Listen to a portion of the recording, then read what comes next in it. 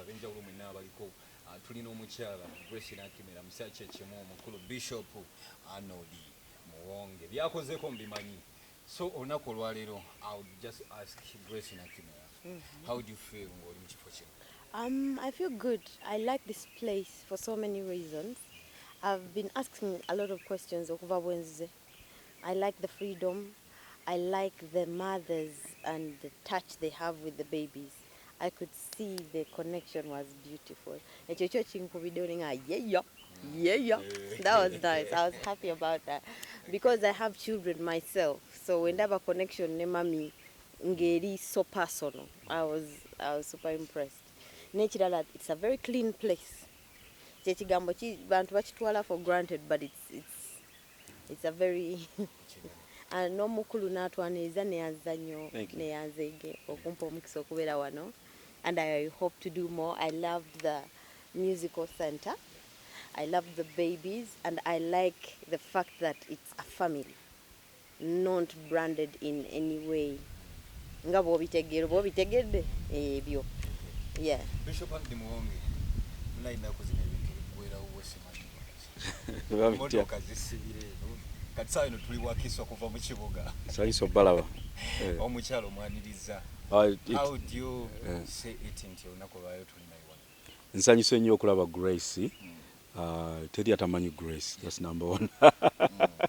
So I think actually I did follow her work a little bit, working with albinos. Nalaba ku mulimo gwe era nembuza abantu bange nawe omukyala ddala mulokole kubanga I really wanted to connect with somebody in charity with a Christian ethos.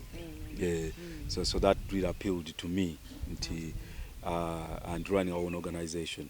So I was really moved kubanga era omu ku baana be twasooka okuba nabo wano ne mu bandi ya factually albino. So it's called George. And yakula nayiga music. Herbert taught him, our music director, and he's doing a great job with life, you know. So it's a pleasure really to have you here and to connect with people with similar passions, especially when it comes to helping the kuyamba abatesobola. It's quite a blessing. Amen. Grace Nakimera ebiseera ebisinga wano eno tuli used nti abatera okujja n'okukasozi bakima mukisa. Nze omanyi, it's also like my circles were very different.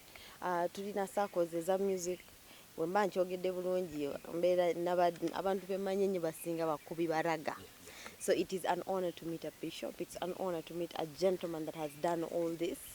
Such an inspiration for me because nange ndabanga mazima kikoleka kisoboka. I see possibilities here. I'm amazed. So that's what I think today. Yeah. Bishop, badirinze ne ba artist kati abawera. Tulabyeko ab'enjawulo, abakubi ba raga, ye mukyala sawe na ali contained mu gospel music. Kiki tuba tusuubira kyosobola okurising jali. Osuubira Yesu si kyekyo. Yeah, I think it's good to do kingdom work together. If God allows tujja kukola emirimu gya Mukama. Ayagala kuyimba n'abaana. Let's go take the world for Jesus. So I think I'm most interested in the charity work she does. Yes. So I think I will now interest in it. Kubanga, yeah. So I think you expect some ventures if God allows. Atubadde tulaba okola charities ez'enjawulo with that like Spice Dana n'abalala. Naye tumusuubira okumulabako ng'atambula eyo wansi. Of course, abo bonna abantu bange. Okay. Yeah, so we still work together. They have their own circles. Omanyi kati the influence they have wherever they have it does help. Ate bonna abantu benkola nabo balina ethos ey'okuyamba abalala. Bonna boyogeddeko, they have a heart for others. So omuntu yenna nze gravitating to help others is my friend. Nga Yesu bwe yagamba nti abakola byenjagala gye mikwano gyange nange abayamba abantu gye mikwano gyange. So that's all you need to get to me. Grace mu kuyamba abeetaaga obuyambi. Kiki kyolowooza nti you cannot forget muntu ki gw'alyoyambye and you feel like wow? Personally, nze nga foundation ya Feed the Streets Foundation tulina abaana betulabirira about 80. Tulina homes 2 eziri built by the foundation. Emu eri Ganga, endala eri Bukerere, endala eri Mukono, but we are renting. Naye nsanga amazing stories every day. Nere ekintu kyengezaako ennyo ogamba bannayuganda nti please look around your neighborhood. Tomanya nti nga tonnasuula mmere, nga tonnaba kusuula ngoye, nga tonnaba, sometimes you should ask in your neighborhood, abantu tebali fine. And sometimes they don't even need anything from you, but they want someone to talk to. Oluusi omuntu ng'osobola omubuulira oba n'oyogera naye bulungi n'omuyamba. Nsanga stories nyingi nnyo, naye ekisinga obukulu nti what I want to do. Nti wensanga omuntu yes musanze, naye I want to really make a difference in that person's life. Sagala mulaba weekend emu, then the next week siddamu mulaba. Oba I don't do charity for camera or staged or kitegeera. So that's when I meet people like this, I'm inspired. I want to learn more. Njagala njige engeri gyakikola, engeri gyakituusiza wano, engeri eyo kitwalamu, how to sustain it, because that is the biggest challenge mu charity, how to sustain it. Kigenda gwe ng'omuntu wadde okyagala ne kikusukako. So nera it's a question eri omukulu.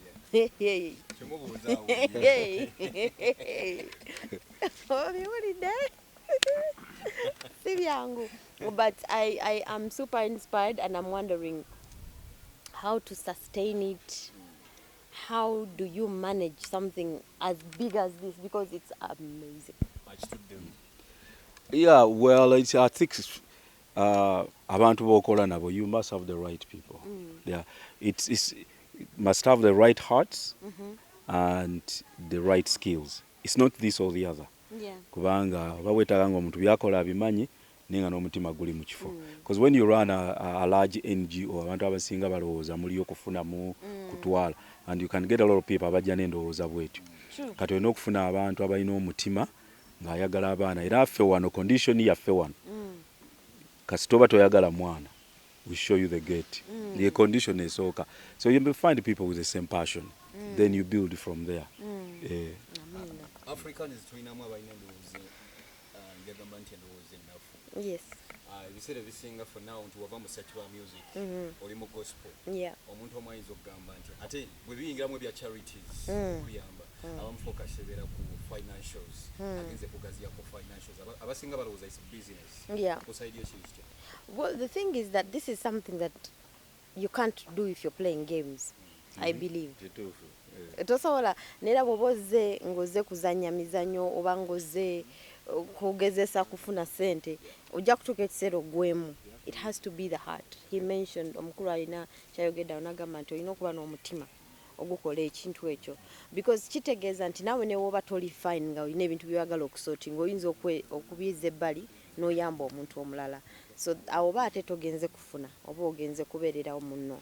So for me, I'm enjoying it because I feel like, yes, I'm serving God. And this is my promise that I made to God. So we made an antitukiriza mbera ngamba yeah. Mbera happy. Message you can give to those people when I wasn't very fair in what they do. Mukama abakolera ebyekisa ababikkulire nti kino ekintu bambi kyakuyamba muntu si kya muzannyo. It's not a game. It shouldn't be played with. Like we are supposed to be there for other people. You're not here to play a game. Chiruma no kuluma, by the way, I get a little I take it a little personal because like omwami nine bintu byayogeddeko omukulu nagamba nti n'omuntu gwoyamba mukuume. Some people take pictures omuntu n'omulaga nga bambi mu embeera gy'alimu ne wobeera gwe ne waba muganda wo ne wabeera relative wo oba ne waba neighbor wo at least woba omuyamba muyambe buyambi naye tomu amani yes mwe privacy tomwabya lulimi. Yeah, and I think omuntu bw'omutreating era bw'avaamu kubanga bw'obanga okola NGOs kwejjako bantu they will never leave, tebaliva mu mbeera bwetyo. Naye bwe oyagala kuyamba muntu olina okulaba nti he's protected n'embeera zo zimanaginga bulungi. That's what I need to do. Obugambo busembayo Mukamera. Nze Nakimera mbagala nnyo Mukama abakolera ebyekisa n'akayimba kange kapya bakaita twalibadde wa check it out Grace Nakimera TV. Yeah. Bishop Anodi. Wanje. Obugambo bweri nambe nti ndiga. Yeah, I think there is an African proverb egamba it takes the whole village to raise a child.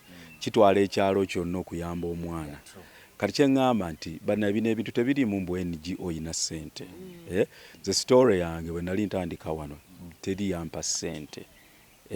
So era ne ka donation ke nasooka okufuna nkyakajjukira kubanga nakatereka mu Bayibuli nga ndaba tekalina kye kagenda kunnyamba. Nga Mukama ka multiplying. Okitegeera. So kati gw'olina olugoye nga Grace bwagambye olina emmere osobola okuyamba. Help somebody. Baako gw'oyamba. It takes the whole village. Toyina kuba na bingi, all you need is the heart. Era Bayibuli egamba nti ayise eriiso ku mwavu naye alikaaba ne batamujjukira. Bw'oba oyagala okaabe bakujjukire toyisa liiso ku mwavu. Kama bawo mukisa.